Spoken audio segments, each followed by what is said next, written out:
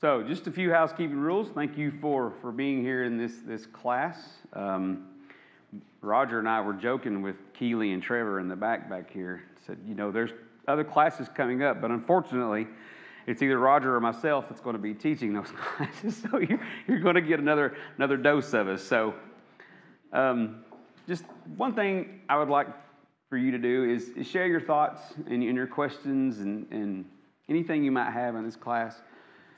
To me, I think it goes better when there's some discussion. I appreciate people's points and hearing different points of view and things like that. And I'm going to tell you, if you've been around me any longer than 5 minutes, you're going to realize I don't have all the answers.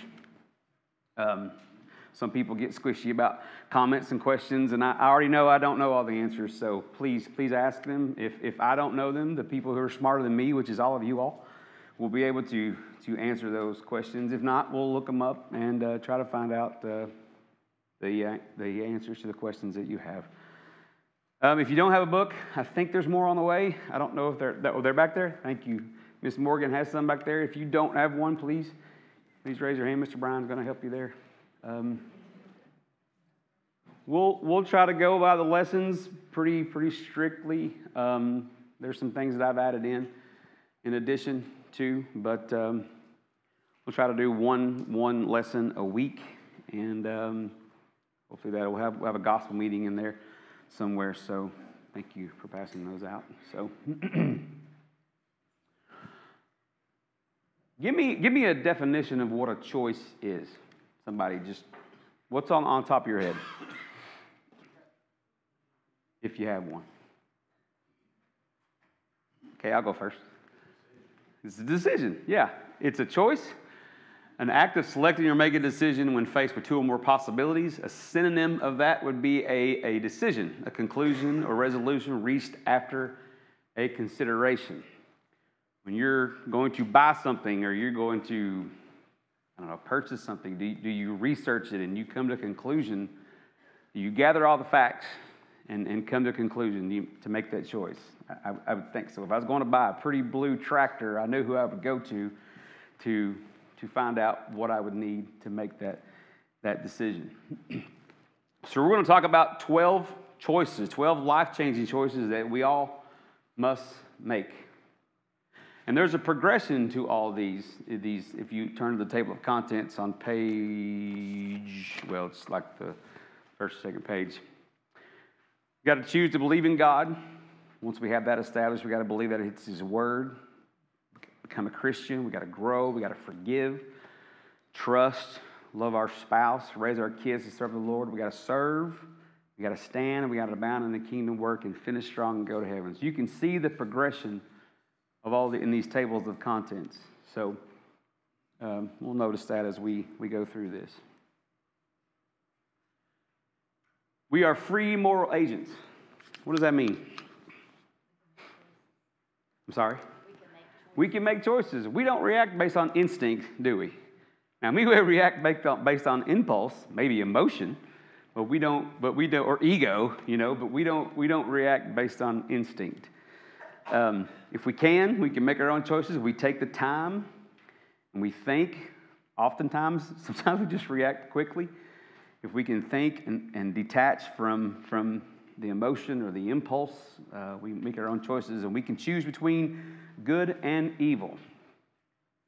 Do we always make good choices? No, we don't. And we're not alone there, right? From the scriptures, we can see that throughout history, there have been some bad choices made throughout history. So, yeah, we are not free moral agents. We're free to make choices. Is our obedience to God binary? I know that's a hot word right now for whatever reason, but I'm a tech guy, so coding, that's how computers talk to each other, through ones and zeros, ones on, zeros off. So that's why I chose that word. But is it a binary decision to be obedient to God? A yes or a no, an on or an off? I think so. We're going to look at some things in the Old Testament that people were given a choice, and see what they did with it. If you could turn to Deuteronomy chapter 30.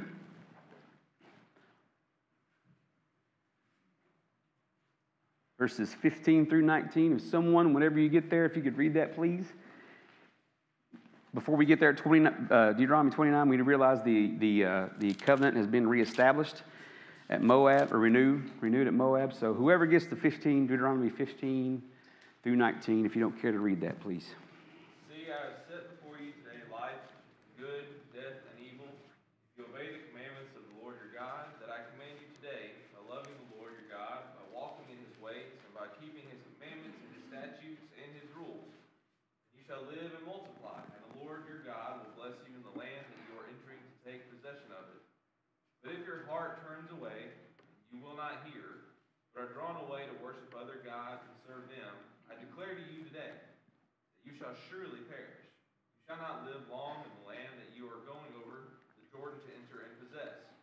I call heaven and earth to witness against you today that I have set before you life and death, blessing and curse.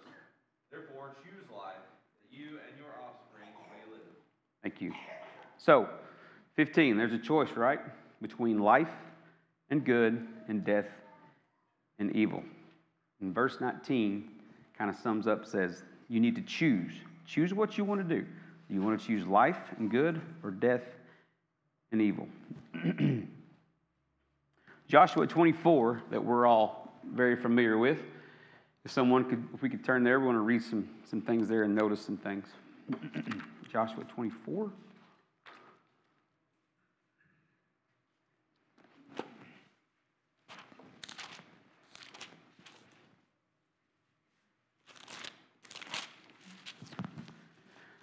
(14 and 15), if someone could please. Now therefore fear the Lord, serve him in sincerity and in truth, put away the gods which your fathers served on the other side of the river and in Egypt, serve the Lord. If it seems evil to you, serve the Lord, choose for yourselves this day whom you will serve, whether the gods which your fathers served that were on the other side of the river, or the gods of the Amorites, in whose land you dwell. But as for me and my house, we will serve the Lord. Thank you. Verse 14, serve him with sincerity. What's sincerity? I'm sorry? Truth. Yeah. You're not, there's honesty in there. There's truth. You're not hypocritical with sincerity, are you? And he goes on to tell them to serve the Lord, serve the gods, serve the Lord, but if it's evil to serve your Lord, what option does he give him after that? The gods of your fathers you served beyond the river? You can serve those gods, or you can serve the gods in the land that you've already overtaken, the God that allowed them to be overtaken. You can choose to serve those two gods if you don't want to serve the Lord. And their response was in 16, and the people answered, far be it from us that we should forsake the Lord to serve other gods, for it is our Lord God who brought us and our fathers from the land of Egypt and out of the house of slavery, and who did these great signs in our sight and preserved us in all the way that we went and among the people through whom we passed. Verse 18 to me was very interesting. And the Lord drove out people from all the peoples and the Amorites who lived in the land. Therefore, we will also serve the Lord, for he is our God. That word also just kind of caught my eye there. I don't know if they're talking about we will do what you are doing as well, Joshua, or we will also serve these gods and God together. I don't. People may have some insight on that, but from the way Joshua answers, it seems like they're not sincere about what they've just said. So in 19, Joshua says, you are not able to serve the Lord, for he is holy. He is a holy God. He's a jealous God. He will not forgive your transgressions or your sins. If you forsake the Lord and serve foreign gods, then he will turn and do you harm and consume you after having done you good. And the people said to Joshua, no, we will serve the Lord. So it seems like they weren't very sincere in this remark, So when we're making choices about being obedient to God, they have to be sincere. It can't just be, well, we'll do this and then we'll do this. And another instance of this is when the Assyrians resettled in Samaria after Israel was taken captive in 2 Kings. I don't want to read all of this, but I'm going to kind of paraphrase it a little bit. So Assyria is there, and they're in Samaria. Assyrians are in Israel. I'll get this right in a minute. Assyria is in Samaria. And they're in 2 Kings 17. They've taken over the lands. God sent some lions to devour some of them, and the king heard about this, and he said, let's bring a priest, send a priest so he can teach these people about God. The priest comes and teaches us about God and about what God expects. They even set up some priests from their own people. But they did not follow God all the way. In verse, let me find it here, in verse 33, they feared the Lord, but they also served their own gods and men of the nations from whom they had been carried away. So they weren't very sincere in their following God. So our choices have to be sincere. They need to be binary. They need to be on or off, yes or no. And finally, the church at Laodicea, Revelations 3:14 through 16. If someone could read that, please.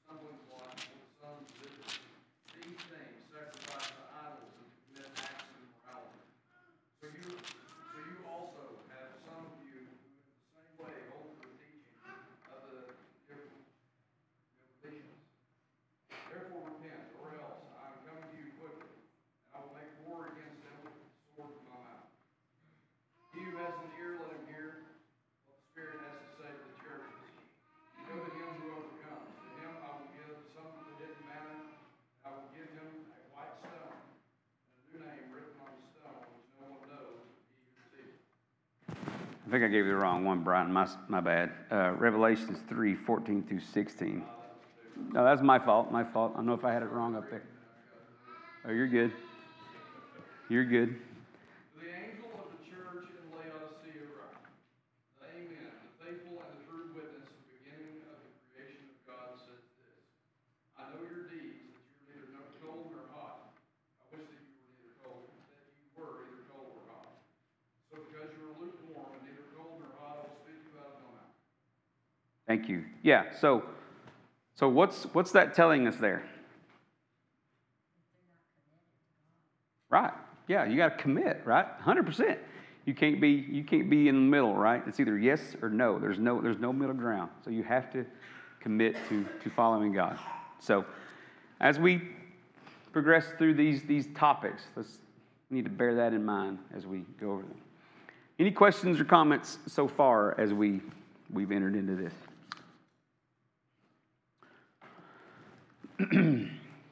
I may not be able to choose my circumstances, but I can always choose my response. That's a quote from Wilson Adams, who's the author of this book. Bad responses versus good responses. Do we have bad responses? Can we have bad responses to situations? Absolutely. Can we have good responses? Sure. When we have those bad responses, do we miss opportunities to evangelize, to be a light to people we come in contact with? I would say yes. That may be too rhetorical there, but I would say yes.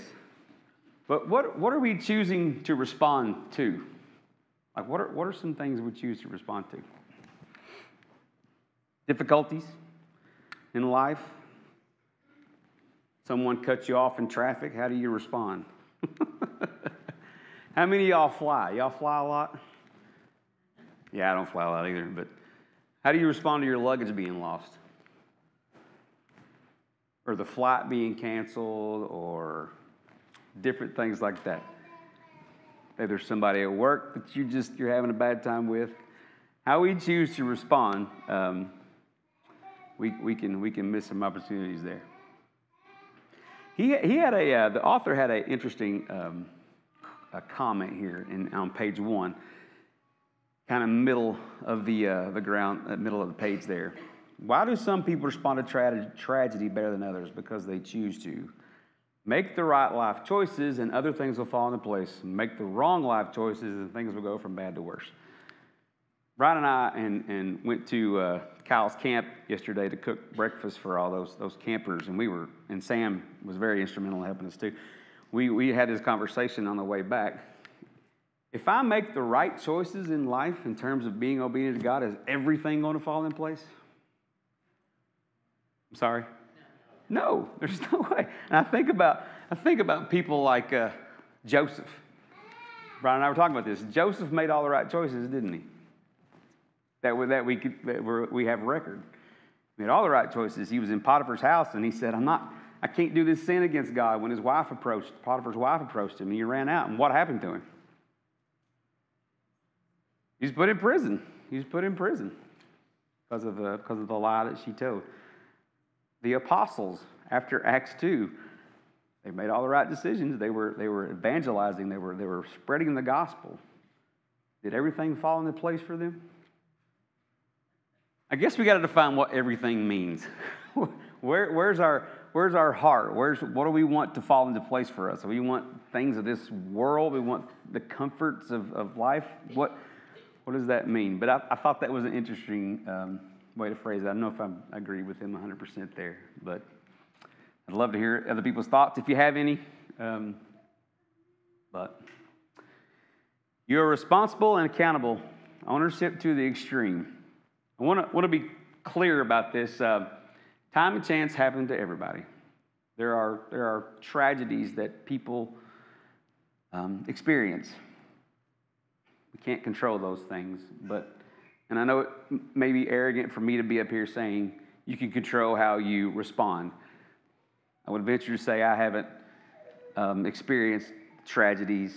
Well, I know I haven't, have other people. So it may be very arrogant for me to say you choose how you respond. But we do have a choice on how we can respond. This is a list, and there's no way you're going to see that because that is a very, very, very light. But I put a list of things that you can control.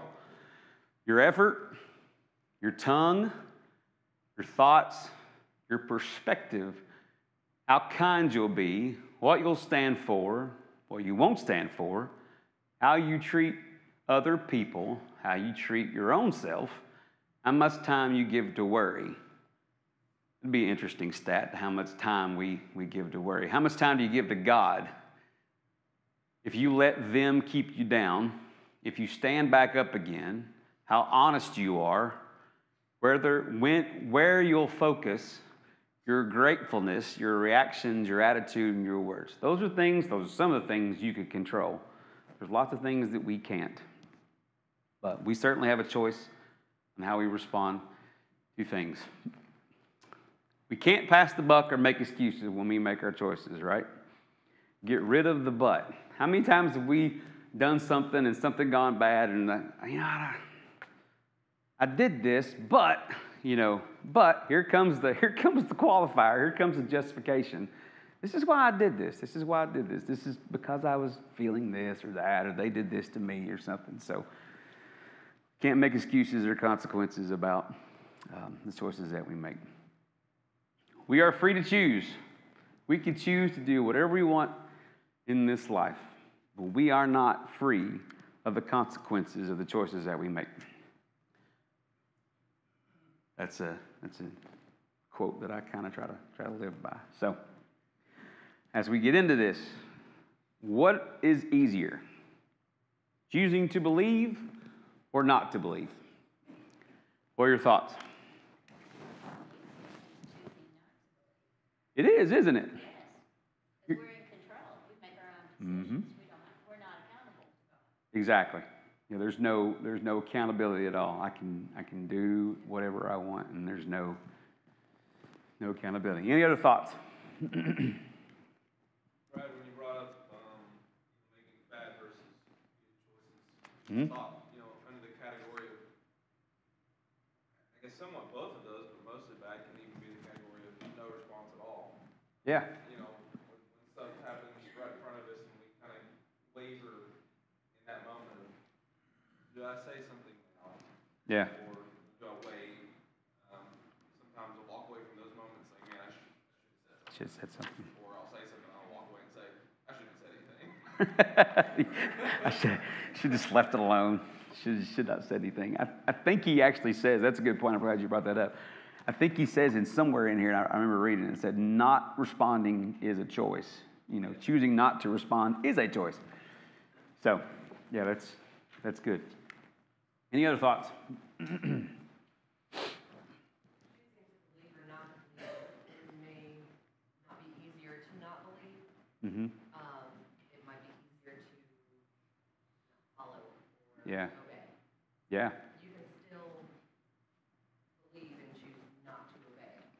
Right. That might be the easier choice of. That's true. That's the verses that we talked about. You know, they believe in God. I feel like they because they said they would serve God, but they also believed in or worshiped these other gods. So that's a good point. They didn't choose to be 100% obedient and follow God as we should all go. So yeah, good points.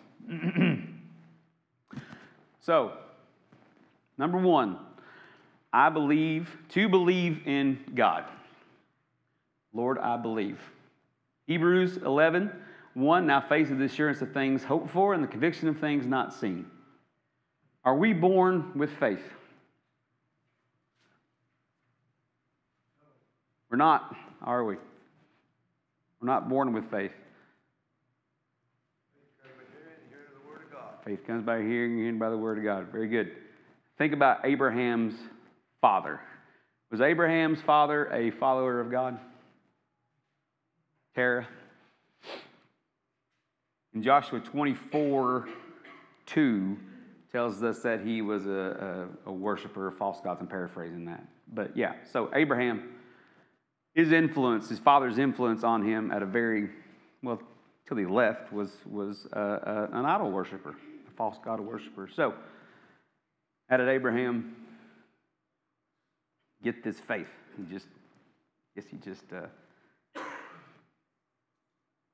followed God from being called out in Genesis 12. So faith is a choice. Faith is a choice that we all should make. Jeremiah's letter to the exiles in Jeremiah 29:13, 12 through 13. Then I will call upon you and come to you and pray to you, and I will seek you. You will seek me and find me. When you seek me with all your heart, I will be found by you. With all your heart. I underline that, with all your heart. As we talked about, the very sincere in our choices, in our seeking God. Life-changing choices. Do we have sincere, is our heart sincere when we choose our friends? Should it be, I guess, is a question. Should it be sincere when we're choosing our spouses? I mean, it should be, right? We're trying to help each other get to heaven. Our jobs, when we're trying to figure out what we're going to do for the rest of our life, choosing a career that allows us to seek God and obey God. So our choices are very, very important. The evidence is all around us, the invisible attributes of God and the things that have been made. Romans 1:20. If someone could read Psalm 19, 1 through 4, please.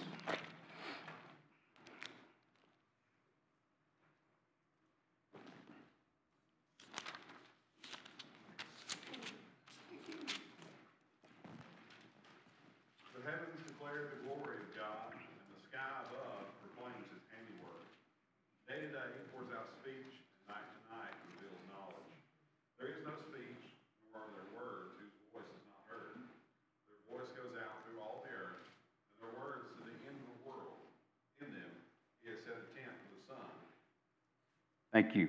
So it's easy to see from the things that are around us that God created. There's something created this. You know, there's something out there that created this, and it's a choice that some embrace and some choose to ignore that exists. There's a being that's superior to us that created everything. The evidence and common sense is God is responsible for everything that we have. Something to kind of think about, and he talks about the balances in nature. And I thought about fungi. Is anybody an expert on fungi in here? Any science people in here? What does fungi do? Some fungi in the world, in nature, in the animal kingdom. Sorry? Yeah, you're a science guy. Decomposes. I didn't see you there. Sorry. So it decomposes. So it's responsible for keeping things kind of in balance, right? The homeostasis part of keeping nature in balance. What about the complexity of the human body? I know we got doctors in here. Nerves can send signals through the body at 249 miles per hour. That's pretty interesting. The precision of the solar system. Just some quotes and some things that I found about the solar system, if you'll just allow me to read some of these. A special planet, the habitable Earth. What makes Earth habitable? It's the right distance from the sun. It is protected from harmful solar radiation by its magnetic field. It is kept warm by an insulating atmosphere. It has all the right chemical ingredients of life, including water and carbon. The processes that shape the Earth and its environment can constantly cycle elements through the planet. This cycling sustains life and leads to the formation of mineral and energy resources that are the foundation of modern technological society. Found that from the American Museum of Natural History. A creation has a creator. Some other things I found interesting. Planet formation must occur quickly before I don't know what some of these words are, so just bear with me. Planet formation must occur quickly before protoplanet is pulled into the star it's orbiting by getting tiny bits of protoplanet dust to join into a nice round sphere, thence into proper planet has been found to work. There are many factors that would make a star system too hostile for life to even get started, let alone survive for any period long enough to evolve. What sort of star provides the perfect conditions for a habitable planet elsewhere in the universe? You might also think that these disparate bodies, meaning the planets and the stars, are scattered across the solar system without rhyme or reason. But if you move one piece of the solar system today, or try to add more, and the whole construction would be thrown fatally out of kilter. How exactly did this delicate architecture come to be? And that's from an article called Perfect Balance of our solar system. So, the creation has a creator. The perfect balance of the solar system. It has to be explained somehow, right? Some way it has to be explained. He talks about Christians and some inferiority complexes. Intimidation is everywhere in the world when it comes to people who do not believe in God. What would you think is the most prevalent place we see this take place? Intimidation of people being ridiculed for believing in God.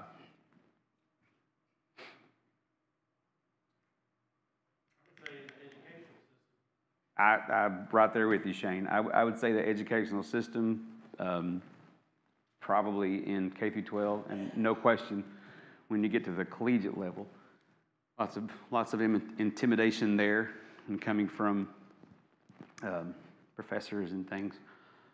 What about workplaces? Is there any intimidation there? Yeah, I would venture to say you would have it there. Any other places that we would find that? Is the medical field? Would you find that in the medical field, son?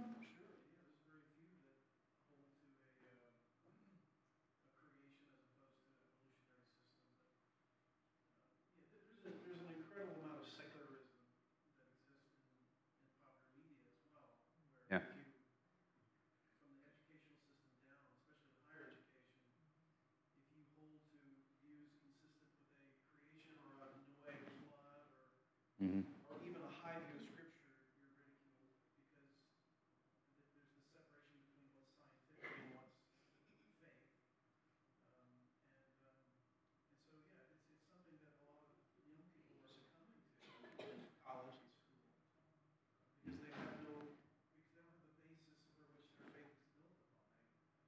They have a faith, but their faith is built on nothing but no evidences.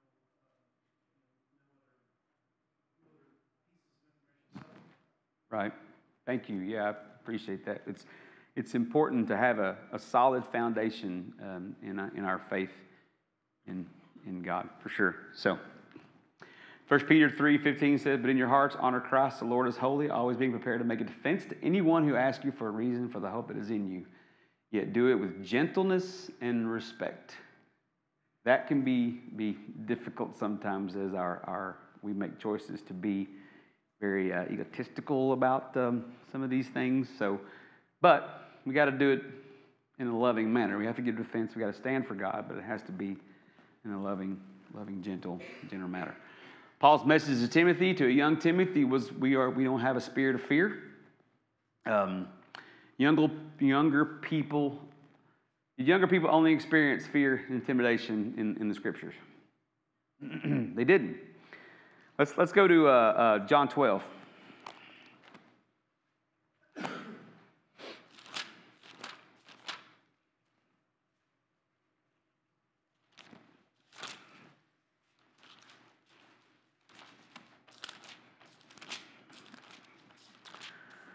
John 12 and verse 42, I think, if someone gets there. Nevertheless, among the chief rulers also many believed on him, but because of the Pharisees, they did not confess him, lest they should be put out of the synagogue. Thank you. Many of the authorities believed in him, but they wouldn't confess, or they wouldn't tell anybody. Why? They were scared. They were scared they'd be put out of the synagogue.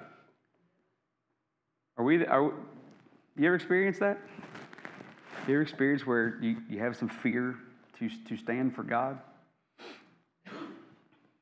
I'm sure that I have. I'm sure that I have in my past. But it's a choice, right? We got to make choices to stand for God. Some answers that the author gave for this topic was, I want to butcher this word, cosmological answer. Cause and effect. If there is a creator, what does that mean for me? If there is a creator that created all this world, what does that mean for you and I?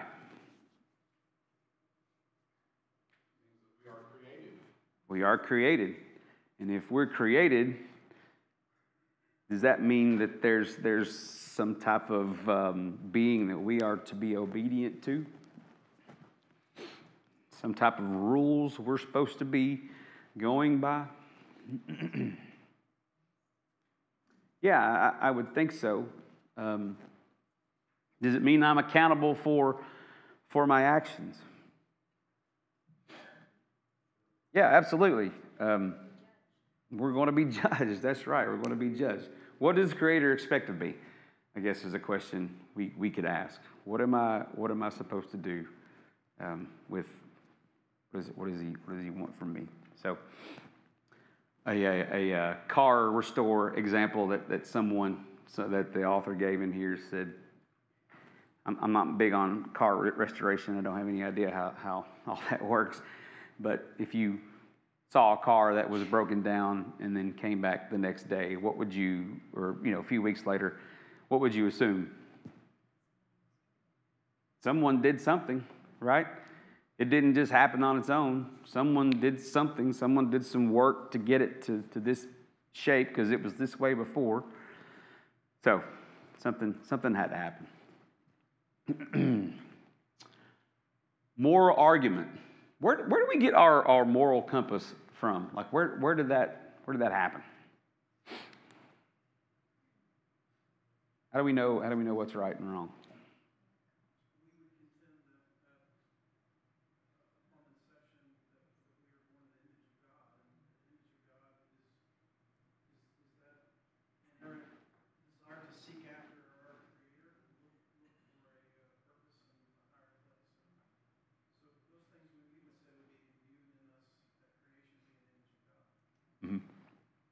Those attributes that he has, we would have them as well. Are we the only beings that have a moral compass? The only thing that God created that have a moral compass? Absolutely. Animals don't have it. They react based on instinct. I'm sorry. We think that they have more, right and wrong. Yeah, we do. We do. That dog knows he did something wrong. Look at the way he's acting. Yeah, we think that they do sometimes. So yeah, it's a good point. C.S. Lewis said, any culture from any time period, anywhere in the world, and see that human beings have basically the same sense of morality. All cultures forbid murder, they forbid stealing, they forbid lying, and they forbid cowardice. So we aren't the only ones who, in the world, who have this moral compass. Let's turn to Genesis 2, 5, 15 through 17.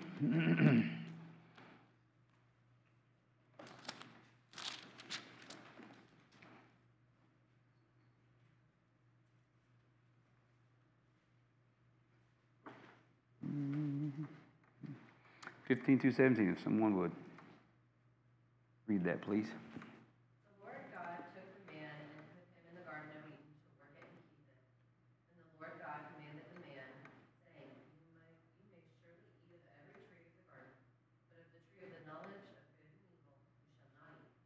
For in the day that you eat of it, you shall surely die. Thank you.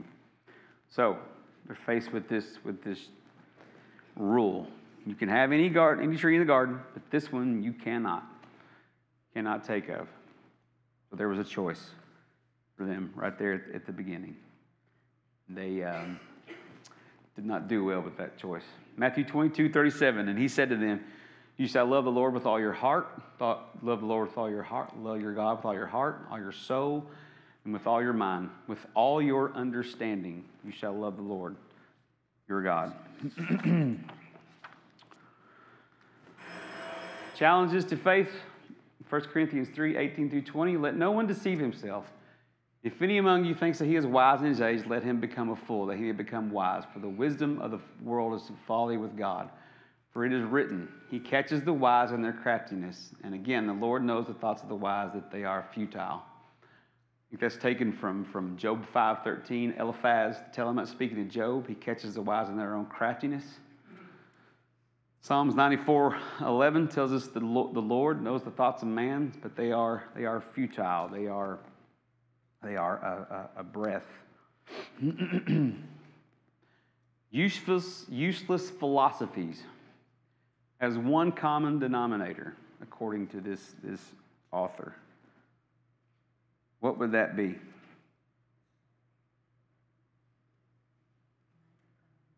I'm sorry? No God, or lessen his greatness, his authority. Colossians 2:8 says, see that no one take you captive by these philosophies and empty deceits, according to human tradition, according to the elemental spirits of the world, and not according to Christ. And it goes on, and in 20:23 of Christ, you have died with the elemental spirits of this world. Why is it that you are still alive in the world? Do you not submit to regulations? Do not handle, do not taste, do not touch. For any things that all perish as they are used, according to the human precepts and teaching. These have indeed an appearance of wisdom. They seem like they're wise in promoting self-image, religion, and asceticism, and the severity of the body, but they're no value in stopping the indulgence of the flesh. So, the common denominator of all these useless philosophies is to lessen God. Some challenges that we have to our faith is humanism, a belief system based on the principle that people's spiritual and emotional needs can be satisfied without following a God or a religion. Secularism, the belief that religion should not be involved in the ordinary social and political activities of a country. New Age, a recycled pantheism, belief in many or all gods, or the belief that God exists and is the same as all things, animals, people within the universe. And of course, evolution, as Dr. John alluded to, the way in which living things change and develop over millions of years. Those are some challenges that we all face in our lives, and kids face in schools. So Those are things to be considered. Who has the greatest challenge? Those who believe in useless philosophies or those who believe in God? And I put Elijah and the prophets here, as in the prophets of Baal here, as an example. What challenges were they up against? They were sacrificing to, or they were calling out to this God and dancing around and cutting themselves and just physically just trashing themselves. And for what? God was not real, and Elijah takes some stabs at it. Maybe he's gone on a trip. Maybe he's gone to the bathroom. Maybe he's asleep. Maybe you need to cry a little louder. So that's the challenges. Those who has the greatest challenges, us or those who don't believe in God. So we all live by faith. Hebrews 11, we just talked about that. By faith in the divine relations, we understand that the worlds were produced by the command of God from nothing, so that the things which are seen, the things which compose the visible world, were not made of these things which then did exist, but without one pre-existent matter, the form of men. Psalms 33, 6 and 7 says, by the word of God the heavens were made, and by the breath of his mouth all their hosts. He gathers the waters of the seas at a heap, and he puts the deeps in storehouses. Any comments or questions so far before we run out of time? I think we're about out of time. Brother, it takes an equal amount of faith to believe in evolution, humanism, secularism. And so as we evaluate those things, we have to look at the evidence and have to look at what makes sense and logic and rationale. But I think it takes more faith to believe that we're here as the result of a cosmic accident that took place billions of years ago. And that morality and consciousness came about from non-life. Yeah. So it takes more faith, in my view, to hold that. But those people dancing around the prophets of Baal, I mean, I think that we have lots of people doing the same thing that are trying to live their life on a self-help book. Yeah. Or trying to attain life and success on their own merit. Yeah. Very good. Thank you. Thank you, everyone. We'll take up there, Lord willing, Wednesday. Appreciate it.